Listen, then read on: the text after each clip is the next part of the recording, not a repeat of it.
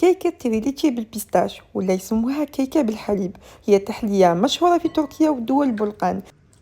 أول شي نبداو نحضرو الكيك، درت فيه البيض والسكر ضربتهم حتى طلعوا، ومن بعد بديت نضيف الفرينة والبيستاش ونخلطهم غير بالعقل، ونكون ديجا سخنت الفوق تاعي على 180 درجة، نديرهم في مول دهنتو بالزبدة ونخليهم يطيبوا.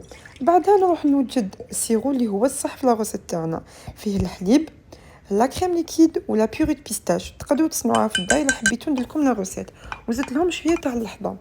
خلطتهم مليح وكي برد الكيك تاعي شربته بهذاك السيروم، ومن بعد كنت خدمت شونتشي ماسكاربون درتها من الفوق وزينت بشويه تاع لا كريم دو بيستاش. كيما قلت لكم اذا حبيتو نطلع لكم لي روسيت كيفاش تقدروا تخدموهم في الدار، يعني لا كريم ولا لا بيوري بيستاش تقدروا ديروها في الدار وتخلوها تبرد واحد 6 سوايع، كل ما خليتوها بردت كل ما جاتكم بنينه. واش نقول لكم تجي خفيفه ومشربه بالبنه، يعني هذاك الحليب اللي درناه يعطي لها واحد لوغو تجي بزاف بزاف بنينه.